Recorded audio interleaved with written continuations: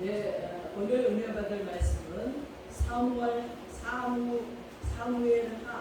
16장 5절에서 13절까지 말씀입니다.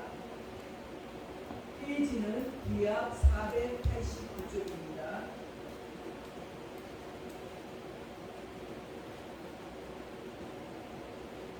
찾으셨는지 알고 제가 봉독해 드리겠습니다. 다윗 왕이 바울임의 이름에 거기서 사울의 친족 한 사람이 나오니 게라의 아들이여 이름이 시므이라. 그가 나오면서 계속하여 저주하고 또 다윗 왕의 모든 신하들을 향하여 돌을 던지니 그때의 모든 백성과 용사들은 다 왕의 자루에 있었더라.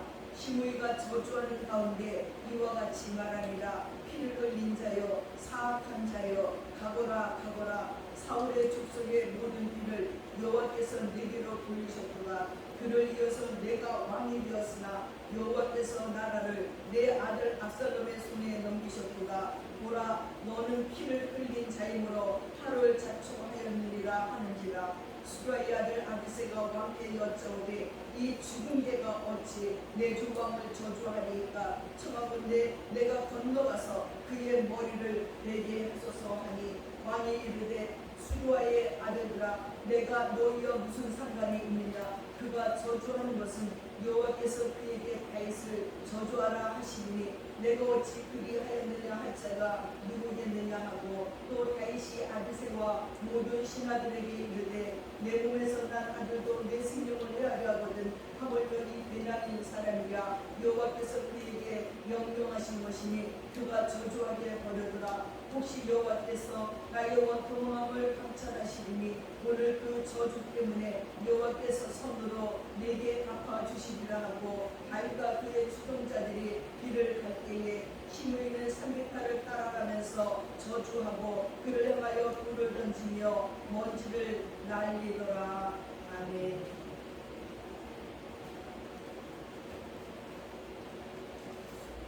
여러분, 우리가 인생을 살다 보면은 여러 가지 사람들을 만납니다. 그리고 참으로 억울한 일을 당하고 힘든 고난의 때를 지날 때가 있습니다. 그럴 때 나를 억울하게 했던 그 사람들을 어떻게 대하느냐에 따라서 인생이 성공할 수도 있고 실패할 수도 있습니다. 미국 오하이오 주에 거대한 농장을 가진 농장 주인이 있었습니다. 그리고 그에게는 외동딸이 하나 있었어요. 근데 어느 날 한 청년이 찾아와서는 그저 먹여주고 재워주기만 하면 열심히 일을 하겠다고 발을 좀 써달라고 부탁합니다. 이 주인은 일손이 그렇자도 부족한지라 그에게 그를 일꾼으로 채용했습니다. 근데 이 청년이 몸을 아끼지 않고 얼마나 열심히 일을 하는지 모릅니다. 매사에 성실히 일하는 그 청년의 태도를 보고 그 집의 외동딸이 그를 좋아하고 사랑하게 되었어요. 근데 오래지 않아서 그들이 사귀고 있다는 것을 농장 주인이 알아버린 거예요. 그래가지고 몽둥이를 가져다가 일꾼 주제에 감히 내 딸을 넘겼다고 몽둥이를 그냥 금신해서 죽도록 두들겨 뺏음을 내쫓아버리고 말았습니다. 이 청년은 지만라도 챙기지 못하고 맨몸으로 벌벌기면서 목숨만을 던진 채 그곳을 나와서 도망쳐야 했습니다. 그 후에 35년의 세월이 흘렀습니다. 제임스 아브람 가필드가 미국 제20대 대통령으로 취임하게 되었습니다. 그는 청년 시절에 떠돌아다니는 방랑자였지만 한 농장에서 주인의 딸과 사귀다가 그 죄로 농장 주인에게 죽도록 두들겨 맞고 쫓겨난 후에 이를 악물고 자수성가를 해서 예비역 육군 수장으로 전역한 뒤에 6번의 국회의원을 거친 후에 미국 제20대 대통령으로 당선이 된 것입니다. 고난이 자극이 되고 축복이 되어서 대통령까지 올라갔습니다. 근데 한편 나이가 많아진 이 농장 주인은 오래된 창고를 개조하기 위해서 구석진 방을 심는 중에 그 오래전 청년이 쓰던 진가방 하나를 발견합니다. 그래서 그 가방을 열어보았더니 거기에서는 오래된 성경책 한 권이 나오는 거예요. 그래서 성경책 첫 장을 펼쳐보니까 거기에 제임스 아브라함 가필드라는 이름이 서명되어 있었습니다. 그 이름을 보고 농장 주인은 너무나 놀랐습니다.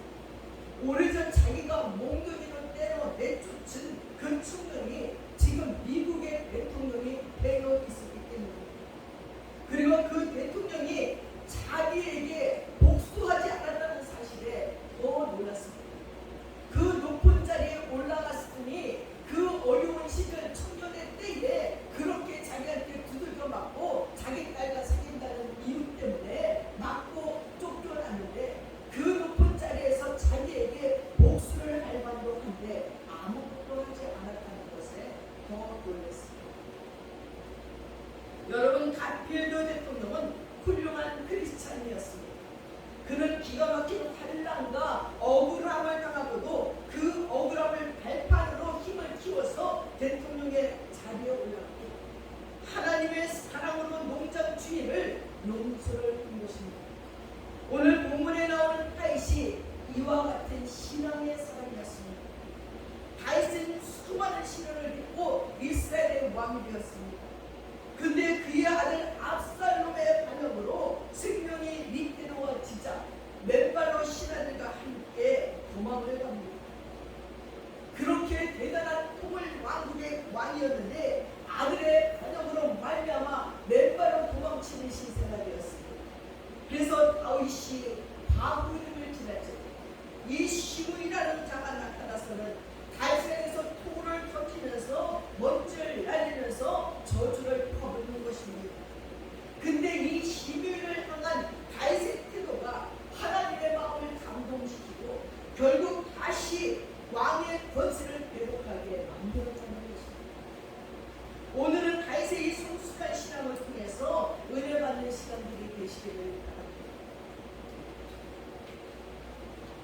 첫째, 다윗은 하나님의 축복을 믿었습니다. 10절을 한번 보겠습니다.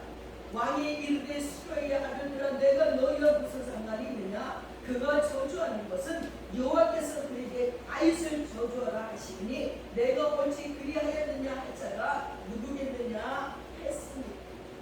다윗 왕이 신하들과 함께 압살롬의 반란을 피해서 왕궁을 떠나서 맨발로 머리를 풀고 울며 도망치며 바후림을 지날 적에 사울 왕의 친족인 시므이가 나타나서 피난가는 다윗 왕을 따라오면서 돌을 던지면서 저주를 퍼붓습니다. 그때 다윗의 군장이 하나인 아비새가 다윗에게 이 죽음께도 어찌 내 주 왕을 저주하리까? 아직도 다윗 주위에 있는 힘 있는 자들이 많아요. 아비새 장군도 군장도 대단하지만 아비새 군장과 함께 좌우에 아직도 그의 놀라운 장군들이 있습니다. 그들이 시므이 하나 죽이는 건 문제도 되지 않습니다. 그러면서 아비새가 얘기합니다. 청하건대 나에게 명령만 내리세요. 내 저 시므이의 목을 베어버리겠나이다. 그러자 다윗이 뭐라고 얘기합니까? 아비새를 말리는 겁니다. 아비새야, 여호와께서 그에게 다윗을 저주하라 하시니 근호하지 말라는 거예요. 시므이가 지맘으로 하는 게 아니라 하나님이 시므이에게 다윗을 저주하라고 했기 때문에 죄가 정신이 나가서 지금 나를 저주하는 것이니 아무 일도 하지 말라는 것입니다. 다윗은 그의 아들 압살롬이 반역을 일으키는 것이나 시므이가 저주하는 것까지 지금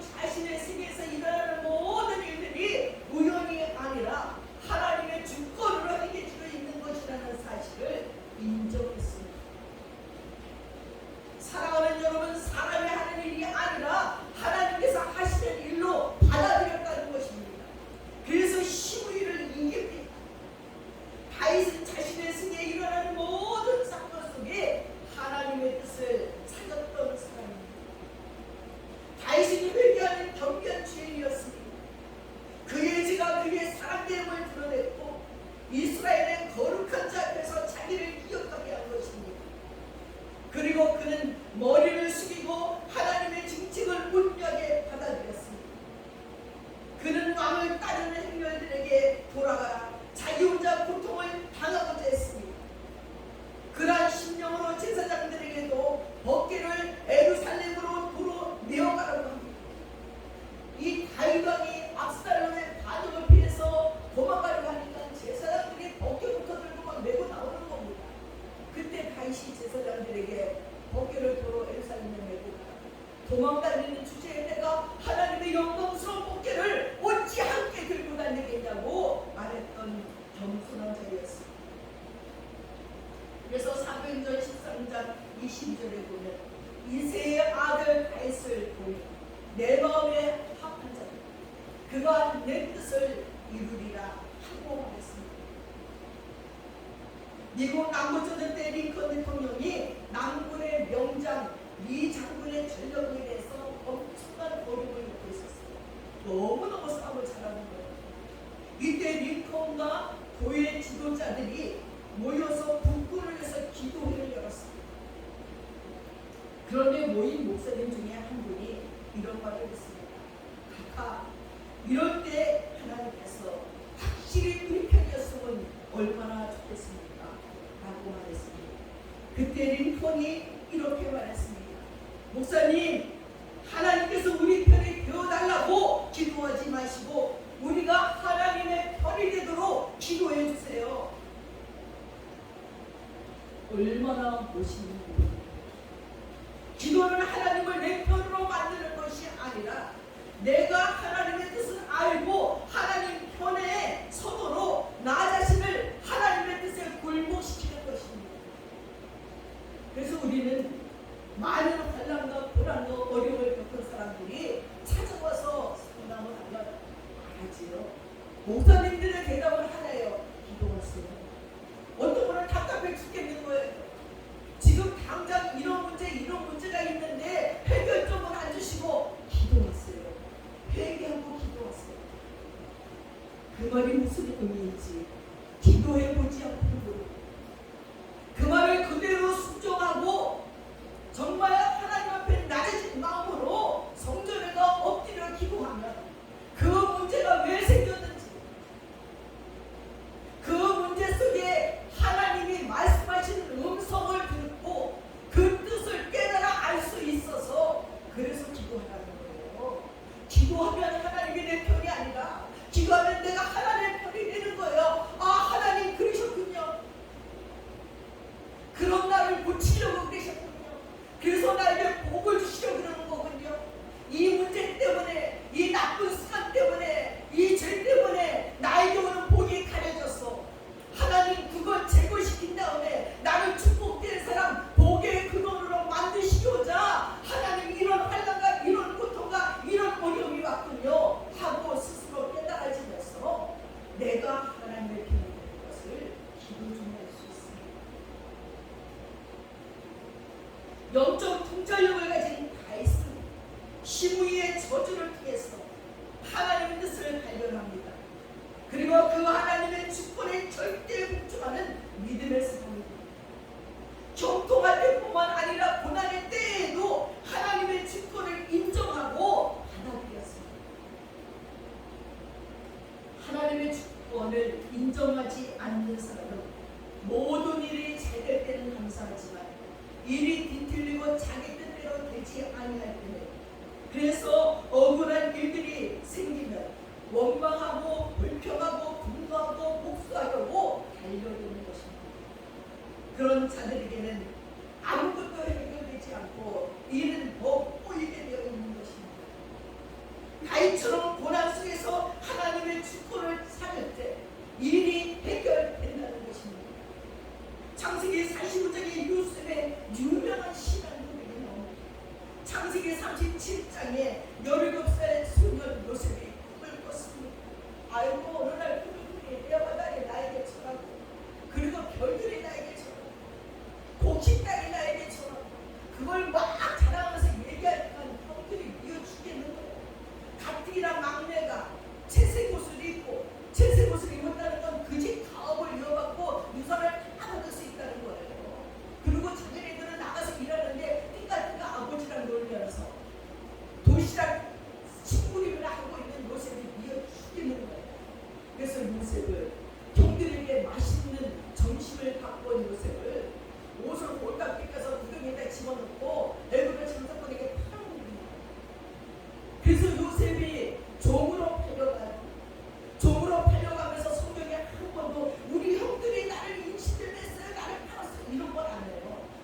돌이킬 수는 없고.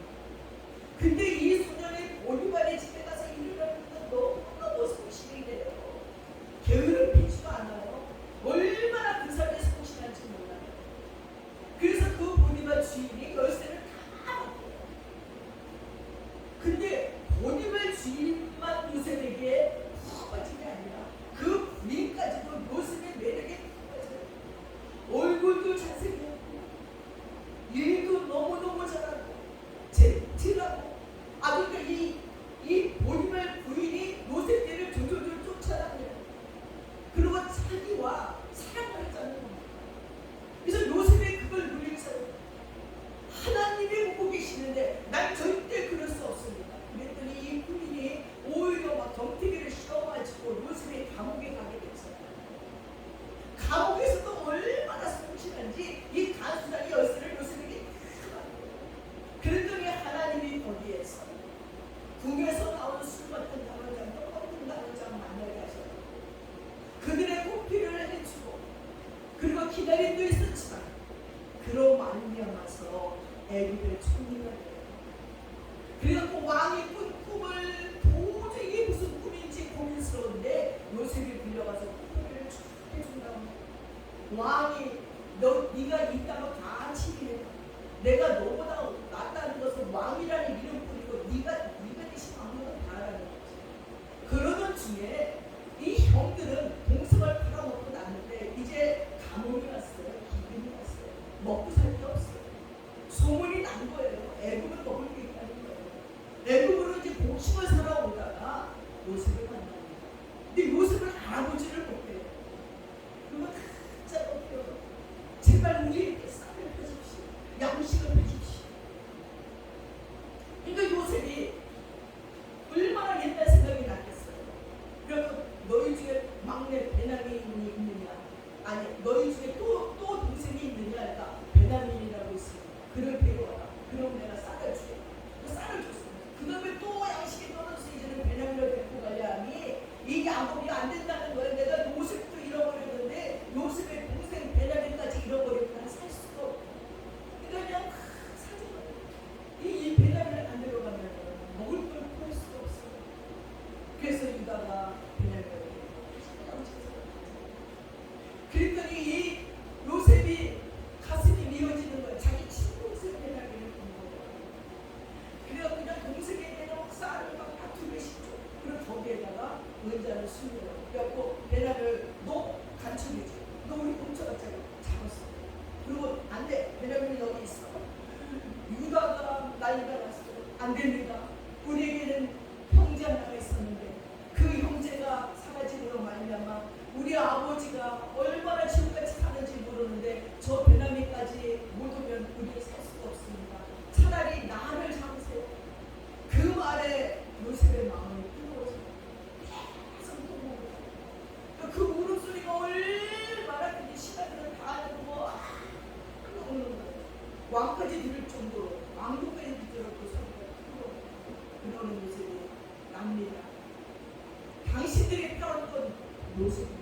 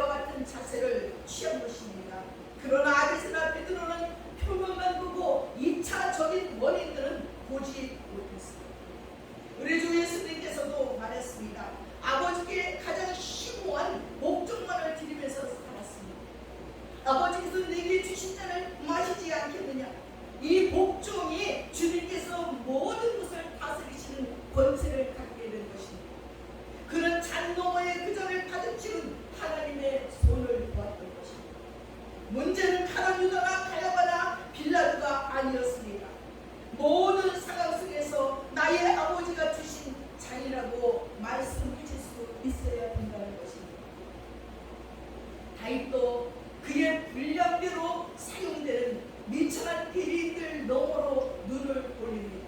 하나님을 우러러 보면서 맨발로 걸으면서 머리를 가리우고 그 하나님 앞에 머리를 숙이는 것입니다. 여호와께서 저에게 다윗을 저주하라 하시니 누가 감히 뭐라 말할 수 있느냐는 겁니다. 우리의 일상의 모든 환경 속에서 하나님의 임재와 우리 영혼을 가르치는 하나님의 방식을 이해하지 못해서 2차적인 원인들만 볼 때가 너무나 많이 있습니다. 범사이에 하나님을 인식하지 못해서 사단은 우리를 이겨버리고 맙니다.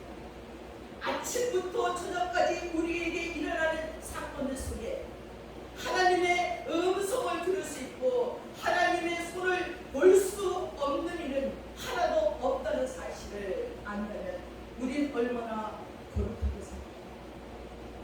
나를 억울하게 하는 자도 내 것을 빼앗아가는 자도 나에게 설명할 수 없는 일이 생긴 것도 하나님의 뜻 가운데라고 생각한다면 우리는 그저 무릎 꿇고 기도할 수밖에 없습니다. 하나님 말씀하세요. 내가 실행하겠나이다. 이 말뿐이 우리는 할 수 없을 것입니다. 그러나 그런 문제 속에 하나님을 볼 수 없기 때문에 사람을 원망하고 환경을 원망하게 됩니다. 그러므로 말미암아 사단은 우리를 이겨버립니다. 사단의 환경 속에 들어와 사람 속에 들어와 내 모든 속성 속에 들어와 나의 나쁜 속에 들어와서 나를 잡아먹고 말하는 것입니다. 사랑하는 여러분, 우리의 영혼을 잠잠하게 하고 복종하게 하는 여러분 되시기 바랍니다.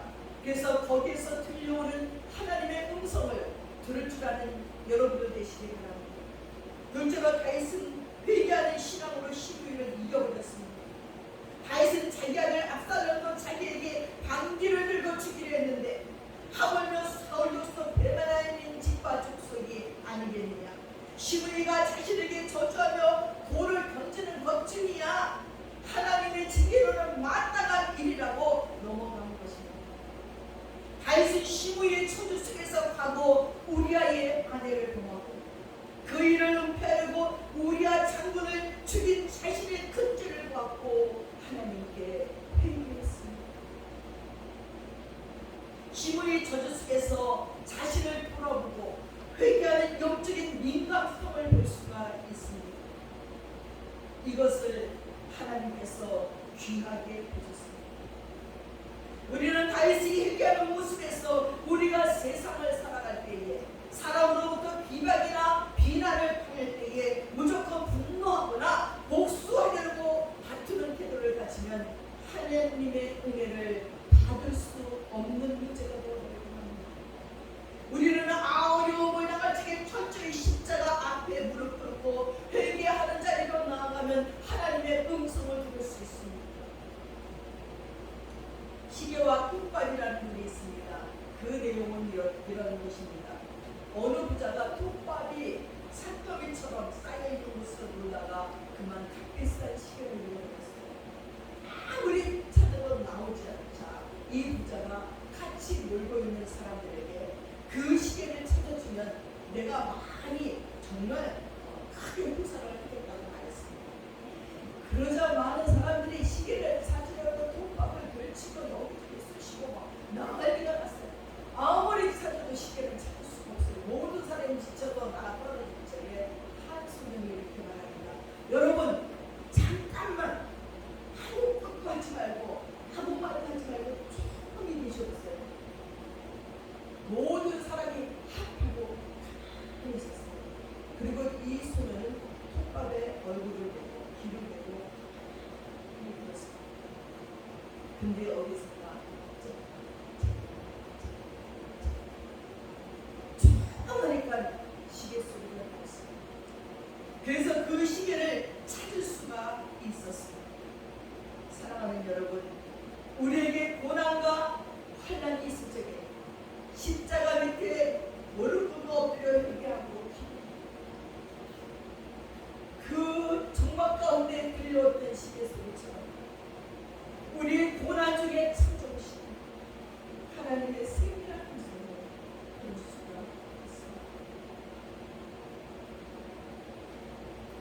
교만한 마음, 강팍한 마음, 세상 소리로 분주한 마음 가운데는 성령님의 음성을 들을 수가 없습니다.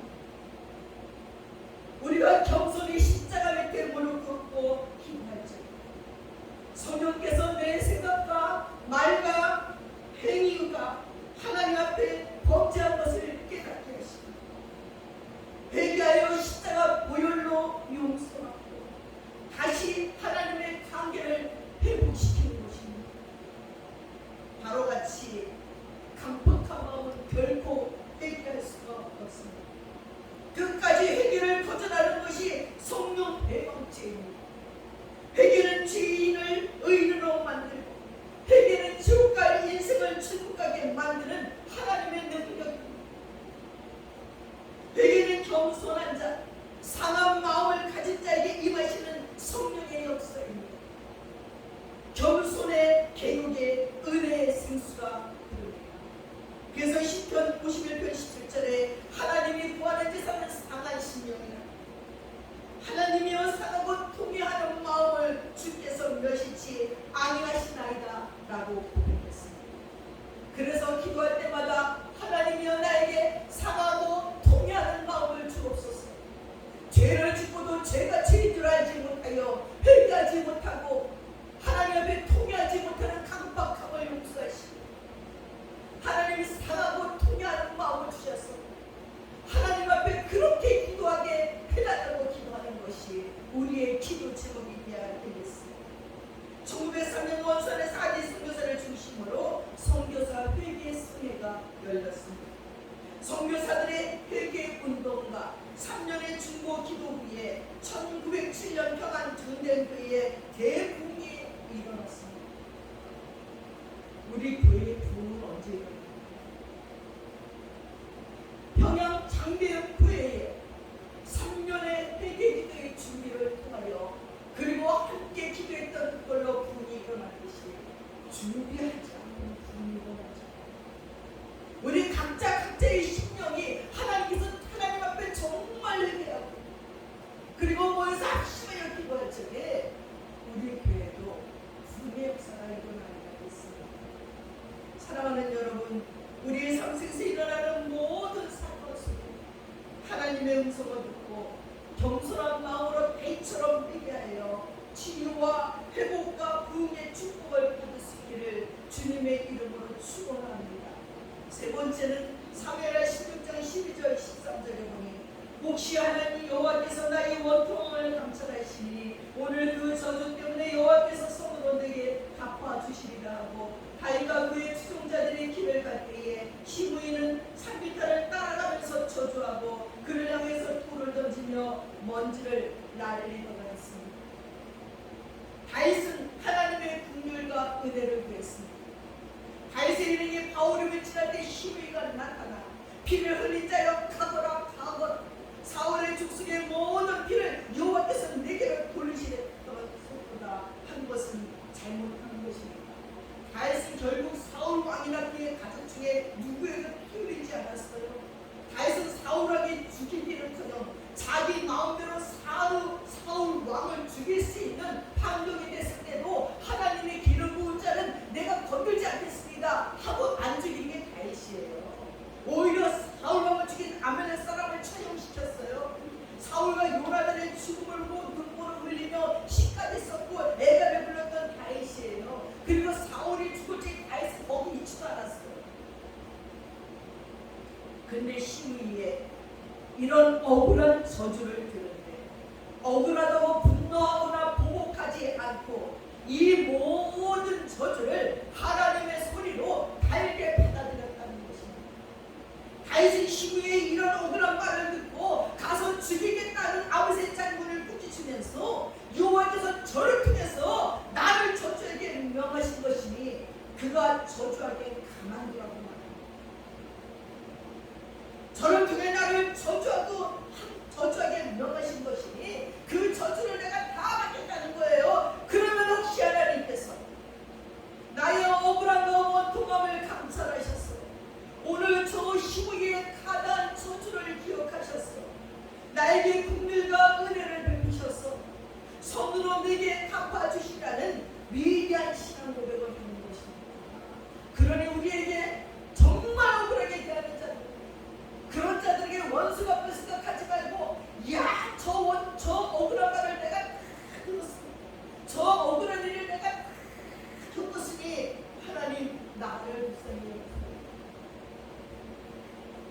내 원통함을 감천하셔서 나를 해주세요.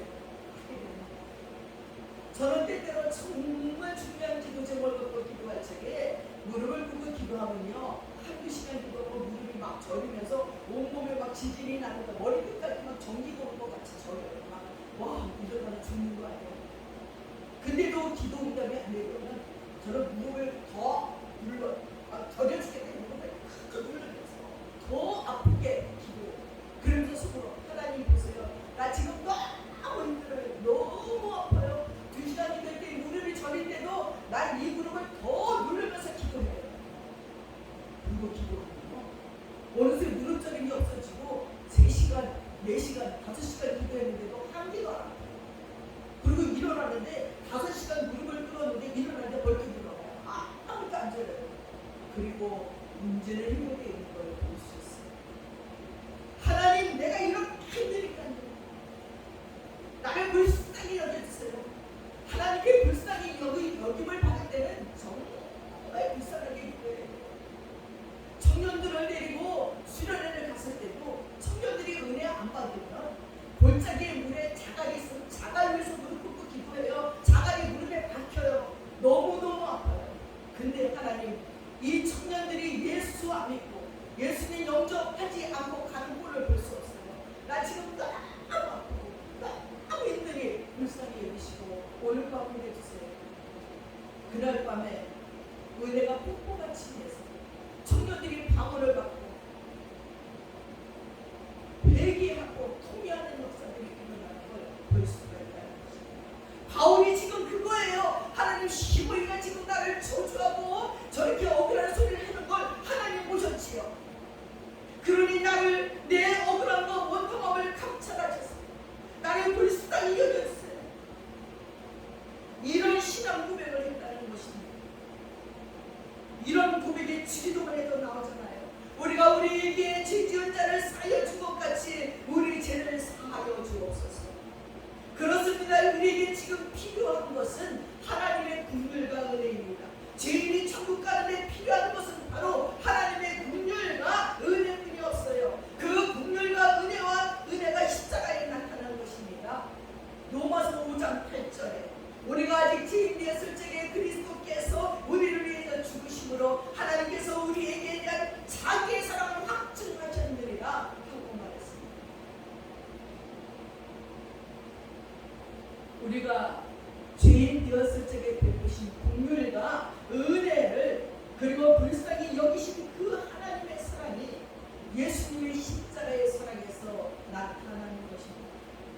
누가복음 15장 10절에 탕자가 아버지의 집을 향해 갈 적에 나타난 아버지의 사랑이 산모가 먼데 아버지가 저를 보고 측은히 여겨서 달려가 목을 안고 입을 맞추는 사랑으로 나타납니다. 이놈의 자식아, 재산 다 통치하고 갔다가 그 짓꾼이 돼서 무한히 야단치는 것이 아니라 아직도 한데 저처럼 까마득히 한 남자가 등장을 했는데 그게 아들인지 알아보는 것입니다. 얼마나 기다렸습니까? 아직도 사도가 많은데 아버지가 달려가 그 아들을 목을 껴안고 울렸습니다.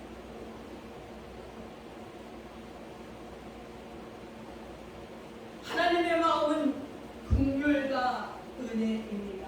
시므이의 과다한 저주로 억울한 소리를 듣자 그것을 붙잡고 하나님의 긍휼을 구하는 다윗의 모습이 하나님의 마음에 합한 다윗의 모습이었습니다. 결국 다윗의 신앙 고백대로 다윗은 하나님께서 그의 억울함을 풀어주시고 은혜를 베풀어 왕위가 회복되지만 시므이는 훗날 솔로몬에 의해서 죽게 됩니다. 모든 것은 자신이 꾸린 그대로 돌아오게 되고 심은 대로 거두게 되는 것입니다. 다윗은 시므이의 저주 속에서 하나님의 긍휼과 은혜를 찾는 기회를 삼고 그것을 붙들고 매달